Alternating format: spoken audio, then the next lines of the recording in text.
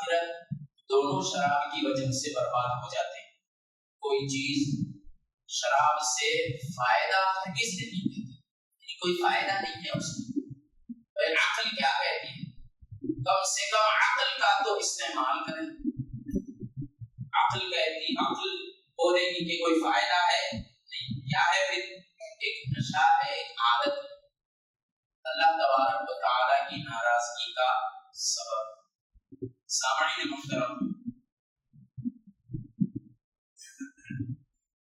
حضرت عمر فاروق اعظم رضی اللہ عنہ کے دور خلافت کا ایک واقعہ شراب کی حد کے سلسلے میں عرض کرتا ہوں۔ دیکھیے، مسلم حکمرانوں کو عام طور پر بدنام کیا جاتا ہے، بدنام کرتے ہیں کہ ظلم کے ساتھ انہوں نے حکومتیں کی ہیں، ظالم ہیں، بڑے ظالم بادشاہ گزرے ہیں مسلمان۔ لیکن سنیں حضرت عمر فاروق اعظم رضی اللہ عنہ کے دور خلافت کا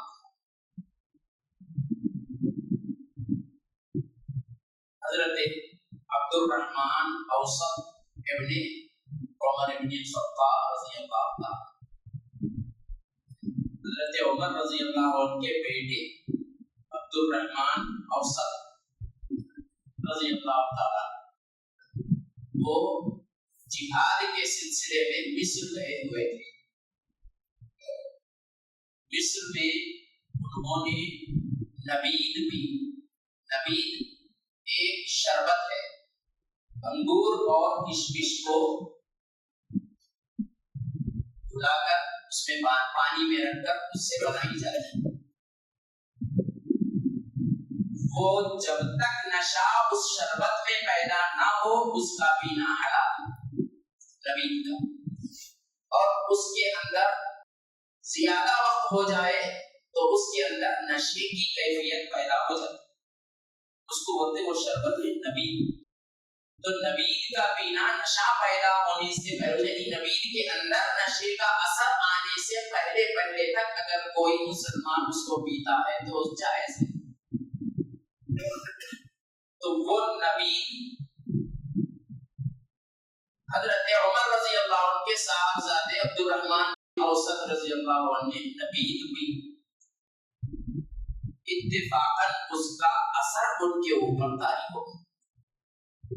نشے کے لیے نہیں پیے، نبید جائز تھی اس لیے پیے، لیکن جب اس کا اثر ان کے اوپر ہونے لگا تو معلوم ہو گیا کہ مجھے نبید کا اثر ہو چکا، نشہ طاری ہو گیا۔ تو انسان معلوم ہے نشے میں آنے سنے صاحب، حضرت عمر رضی اللہ عنہ کے صاحبزادے عبد الرحمن رضی اللہ عنہ ملک شام کے جو امیر تھے، جتنے علاقے فتح ہوئے ہر علاقے کے لیے ایک امیر مسلمانوں کا مقرر کیا گیا۔ تو مصر کے امیر حضرت عمر بن عاص رضی اللہ عنہ تھے اس وقت۔ حضرت عمر بن عاص رضی اللہ عنہ کے پاس حضرت عمر رضی اللہ عنہ کے صاحبزادے حضرت عبد الرحمن پہنچ گئے، پہنچ کر کہا میں نے نبید پی تھی لیکن مجھ پر اس کا نشہ طاری ہو گیا، آپ اسلامی جو حد میں علی سزا، اسلام کی جو سزا مقرر کی گئی ہے 80 کوڑوں کی، وہ سزا آپ مجھے دیجیے۔ آپ نے کہا کہ دیکھو تم نے نشے کے لیے نہیں پیا تھا اس کو، اتفاقاً تمہیں نشہ جب اس کا طاری ہو گیا اس لیے تم پر سزا لازم نہیں آتی۔ آپ نے کہا نہیں، غلطی سے صحیح مجھے نشہ ہو گیا، آپ مجھے 80 کوڑے ماریے، حد جاری کیجیے۔ تو ملک شام کے امیر المومنین عمر بن خطاب رضی اللہ عنہ کے صاحبزادے کو اپنے گھر کے اندر 80 کوڑوں کی سزا دی، 80 کوڑے سزا۔ وہ بھی کب دیے؟ انہوں نے کہا، حضرت عمر رضی اللہ عنہ کے صاحبزادے نے کہا اے عمر بن عاص رضی اللہ عنہ، اگر آپ مجھے یہ حد جاری نہیں کریں گے تو اپنے والد امیر المومنین عمر بن دے دیتا ہوں میں، تو 80 کوڑے مارے لیکن گھر میں سزا دی۔ جیسے ہی حضرت عمر رضی اللہ عنہ کو اس کی اطلاع ملی، حضرت عمر بن عاص رضی اللہ عنہ نے ان کے بیٹے کو 80 کوڑے گھر میں مارے، تو حضرت عمر رضی اللہ عنہ عبد الرحمن بن عوف رضی اللہ عنہ پر خفا ہو گئے۔ کیوں خفا ہوئے؟ وجہ کیا تھی خفا ہونے کی؟ وجہ یہ تھی کہ تم نے میرے بیٹے کو گھر کے اندر کیوں سزا دی؟ بھرے بازار میں مسلمانوں کے درمیان اسے سزا دینا تھا، اس سے غلطی ہوئی تھی تو بھرے بازار میں اس کو سزا دینا تھا 80 کوڑوں۔ یہ کہہ کے برہم ہوئے حضرت عبد الرحمن بن عوف رضی اللہ عنہ، حضرت عمر بن عاص رضی اللہ عنہ پہ برہم ہوئے۔ پھر جب حضرت عبد الرحمن ابن عمر رضی اللہ عنہ جب واپس آئے مدینے کو، تو حضرت عمر رضی اللہ عنہ نے پھر اعلان اپنے صاحبزادے عبد الرحمن کو 80 کوڑوں کی سزا جاری فرمائی۔ اس سزا کے بعد وہ بیمار ہو گئے اور اسی بیماری میں حضرت عبد الرحمن ابن عمر رضی اللہ عنہ کا انتقال ہوا۔ سامعین محترم، یہ کردار ہے مسلمانوں کے، یہ انصاف ہے مسلمانوں کا، یہ تعلیم ہے حبیب پاک صلی اللہ علیہ وسلم کی۔ انصاف چاہے فیصلہ چاہے اپنوں کا ہو، خون کے ناطوں کا ہو یا خون کے ناطوں کا رشتہ نہ ہو، فیصلہ حق کے ساتھ ہوتا، فیصلہ حق کے ساتھ ہوتا۔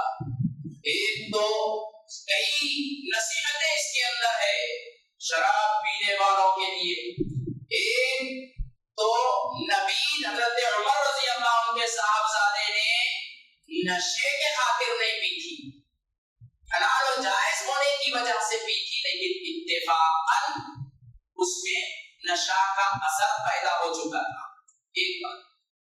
دوسری بات، جب نشہ ہوا خاموش ہو جاتے نہیں، خود حاضر ہوئے، اگر چاہتے تو اپنے والد کے پاس آ کر اس کا ذکر کر کے وہاں سزا پاتے، لیکن تاخیر نہیں کیے، اپنی اس غلطی کی معافی کے لیے تاخیر نہیں کیے۔ حضرت عمر بن عاص امیر المومنین جو مصر کے تھے، فوری مصر میں ہی تھے، مصر کے امیر کے پاس فوری پہنچ گئے، تاخیر نہیں کیے، اور پھر حد وہ جاری نہیں کر رہے تھے کیونکہ خطا کی وجہ سے، یعنی بھول کی وجہ سے نشہ ہو گیا تھا، اس لیے آپ حد جاری نہیں کر رہے تھے۔ تو اپنے والد تک خبر سنانے کی بات کہہ کر اپنے اوپر سزا جاری فرما۔ سزا گھر میں ہوئی تو ان کے والد حضرت عمر بن خطاب رضی اللہ تعالیٰ عنہ خفا ہوئے اس بات سے کہ جب سزا دی گئی تو اگر اعلان دینا تھا، گھر میں کیوں کیے؟ تاکہ نصیحت ہوتی تمام مسلمانوں کو، تمام عالم کے لوگوں کو یہ نصیحت ہوتی کہ فیصلہ اسلام کے بارے میں اپنوں کا کیا جائے یا اوروں کا کیا جائے، جو حبیب پاک صلی اللہ علیہ وسلم کی شریعت کے مطابق ہے وہ حق کے ساتھ ہو۔ اس بات پر حضرت عمر بن عاص رضی اللہ عنہ سے خفا ہو کر اپنے صاحبزادے کو پھر مدینے میں سزا جاری فرمائی۔ جو سزا ادھوری رہ جاتی ہے اس سزا کو پوری کیا جاتا ہے، تو اس سزا کو پوری کرنے کے لیے حضرت عمر رضی اللہ عنہ نے اپنے صاحبزادے کو 80 کوڑے مارے۔ اور سامعین کرام، تو اندازہ ہو ایک گھونٹ شراب 80 کوڑوں پہ، یہ تو دنیا کی سزا، یہ دنیا کی حد ہے۔ اور سامعین، حضرت ابو العاص عمر بن عاص رضی اللہ عنہ کے صاحبزادے حضرت عبداللہ بن عمر بن عاص، ان کا ایک باپ تھا، باپ میں وہ ذکر و اذکار کے لیے مصروف رہتے تھے، تو ایک بزرگ ان سے ملاقات کے لیے گئے اور ان کا نام بھی عبداللہ ہے، عبداللہ بن تیلبی. وہ عبداللہ بن عمرو بن عاص رضی اللہ عنہ کے باغ میں گئے ملاقات کے لیے. تو کیا دیکھے آپ، ایک نوجوان کا ہاتھ پکڑے ہوئے بے چین میں باغ میں ٹہل رہے، بے چین ٹہل رہے باغ میں ٹہل رہے.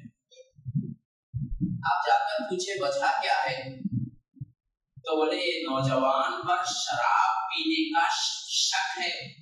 تو بولے شراب پینے کا، انہیں شراب پیا ہے اس کا شک ہے.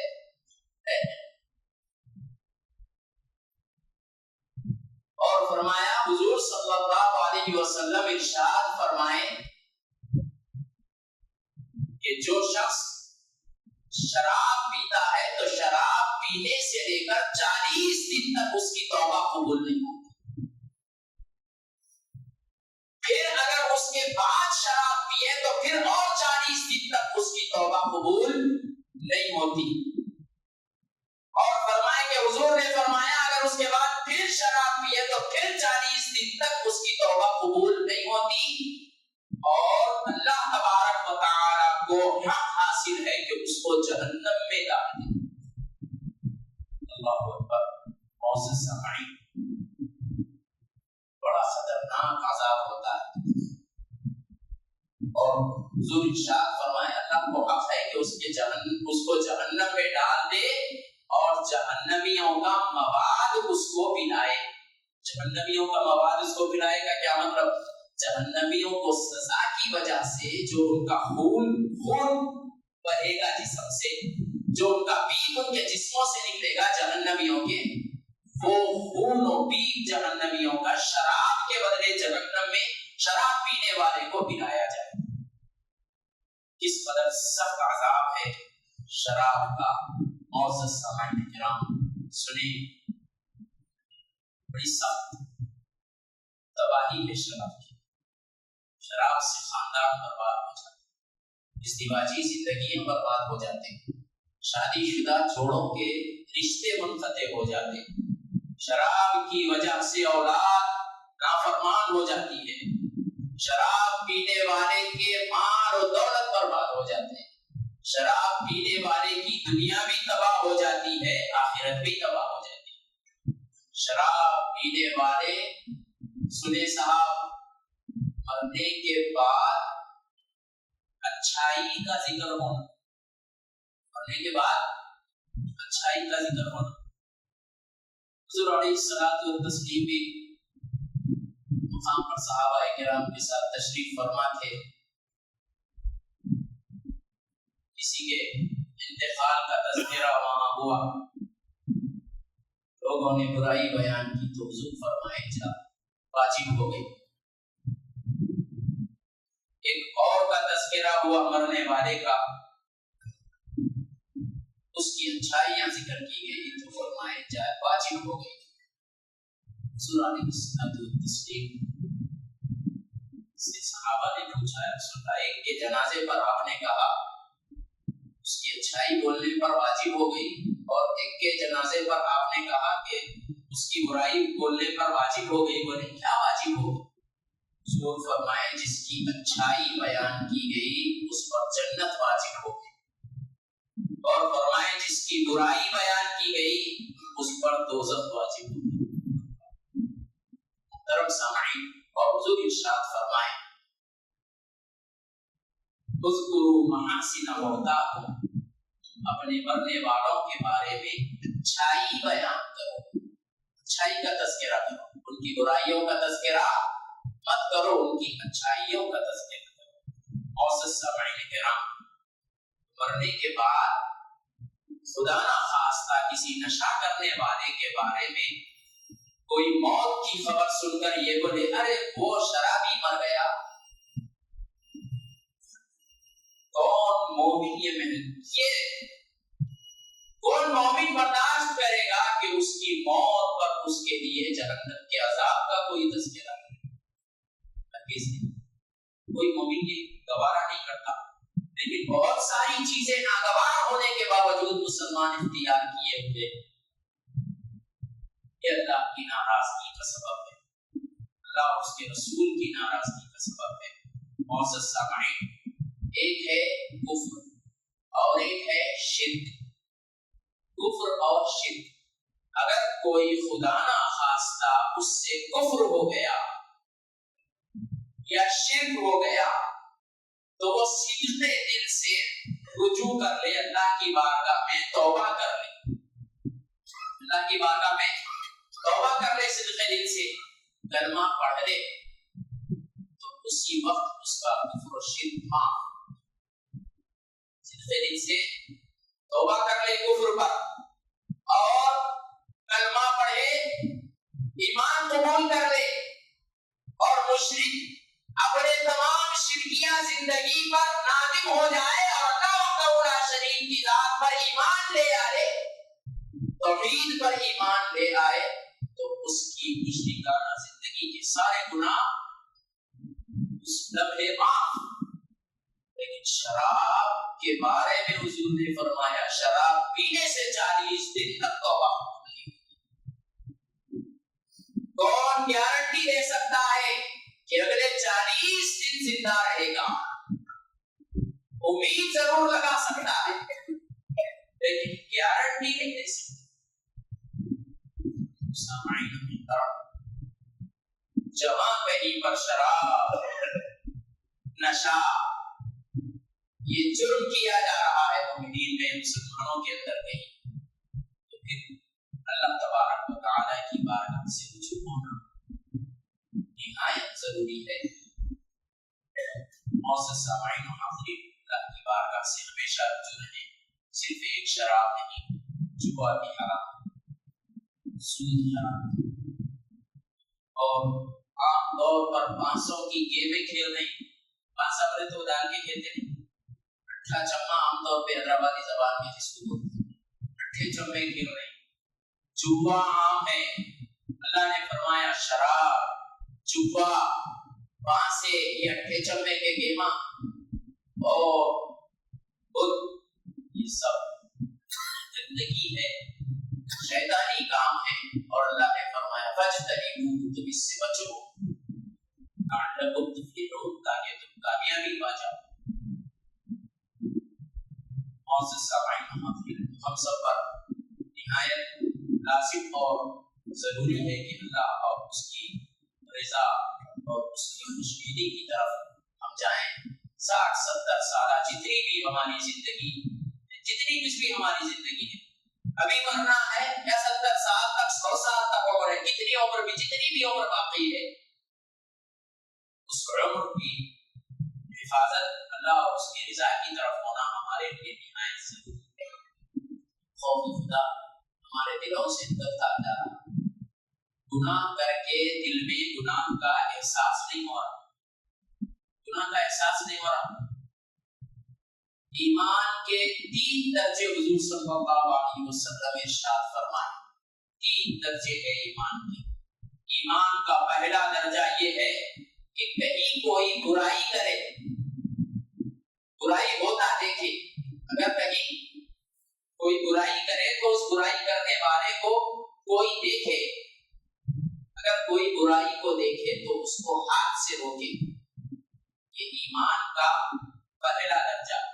ہاتھ سے روکے، جا کے اس کی برائی کو روکے، مقابلہ کر کے روکے اس سے۔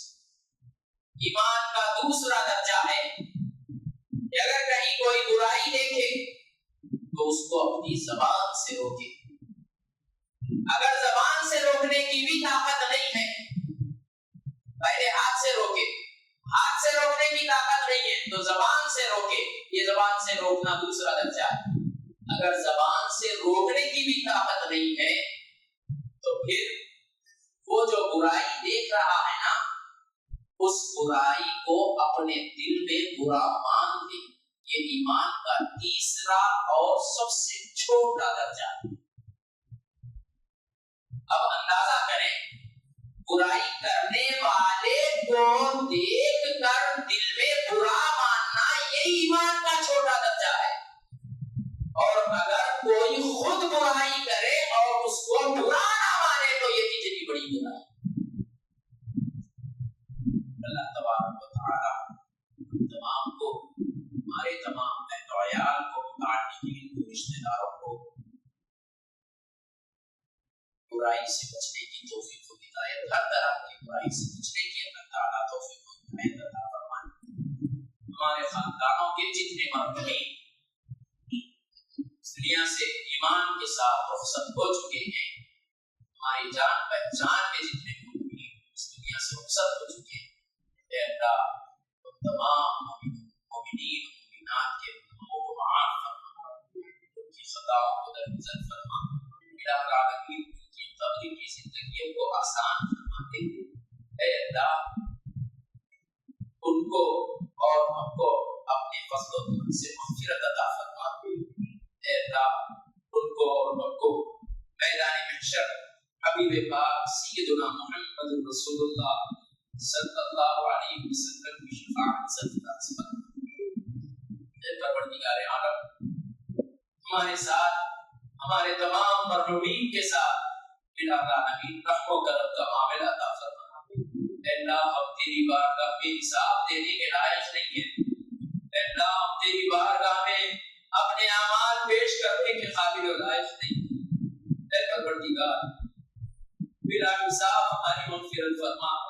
ہم تیرے حبیب کی امتی ہیں مولا، اور اب تیرے نیک بندوں سے ہماری وابستگیاں ہیں، اے اللہ ان کی نسبتوں کے خاطر بلا حساب ہمارے مرحومین کے رشتہ داروں کی مغفرت فرما۔ اے اللہ ہمارے جتنے رشتہ دار بیمار ہیں ان کو صحت عطا فرما، ہمیں جتنے بیمار ہیں ان کو صحت و عافیت تندرستی عطا فرما۔ اے اللہ جتنے مسلمان دواخانوں میں شریک ہیں، بیمار ہیں، اے اللہ ہم سب کو اپنے فضل و کرم سے شفا عطا فرما۔ اے اللہ تو قادر مطلق ہے، بیماروں کو بلا دوا شفا عطا فرما دے۔ تیرے ہاتھ میں طاقت ہے، تیرے ہاتھ میں قوت ہے، سارا اختیار تیرے ہاتھ ہے مالک، تو جس کو چاہتا ہے نوازتا ہے۔ الہ العالمین مولا تو اپنے شان کریمی کے صدقے بیماروں کو بلا دوا شفا عطا فرما دے۔ الہ العالمین مولا جتنے مہلک بیماریوں میں مبتلا ہیں اے اللہ ان تمام کو اپنے فضل و کرم سے کامل شفا عطا فرما، شفا عاجلہ دائمہ مستمرہ عطا فرما۔ الہ العالمین ہمارے اکابرین کو، ہمارے ماں باپ کو، ہمارے رشتہ دار جو ہمارے سرپرست ہیں، الہ العالمین ان کی عمروں کو دراز فرما، ان کو صحت و عافیت کے ساتھ ہمارے سروں پر درازی عمر عطا فرما۔ اے پروردگار عالم ہمارے اکابرین کو، اساتذہ کو، شیوخ کو صحت عطا فرما۔ الہ العالمین فقیر اسلام حضرت مفتی خلیل احمد صاحب قبلہ ہمارے امیر جامعہ نظامیہ کو تندرستی و عافیت کے ساتھ تمام نظامیین پر خصوصاً اور عامت المسلمین پہ عموماً اللہ ان کا سایہ صحت و عافیت کے ساتھ دراز فرما۔ حبیب پاک صلی اللہ علیہ وسلم کے صدقے طفیل اور وسیلے سے اے پروردگار عالم مولا تمام کو ایمان پر خاتمہ نصیب فرما۔ حضور صلی اللہ علیہ وسلم اور آپ صلی اللہ علیہ وسلم کے تمام شہیدوں کے صدقے طفیل اے اللہ ہماری دعاؤں کو قبول فرما۔ وصلی اللہ تعالی علی خیر خلقہ سیدنا و نبینا و مولانا محمد وعلی آلہ وصحبہ اجمعین والحمد للہ رب العالمین۔